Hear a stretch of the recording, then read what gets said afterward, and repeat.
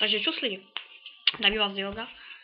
Teď jsem na bratrovém YouTube channel, protože si založil svůj, takže jen takový info prostě, že bratr chtěl taky mít channel na YouTube, tak prostě jsem ho založil.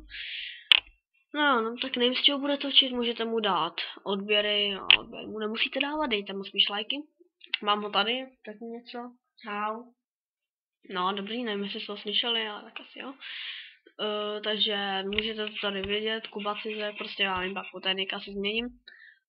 Prostě můžete mu tam prostě něco dát, já teďka omlouvám se, že jsem z toho Dioga nenatáčel teďka, ale jako nevím, tak teď tady budu z toho natáčet bratr, z tohohle jeho channelu, nevím z čeho možná, z Wolf Teamu, z Minecraftu,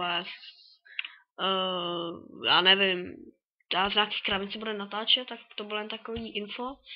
Já se s vámi loučím a čus.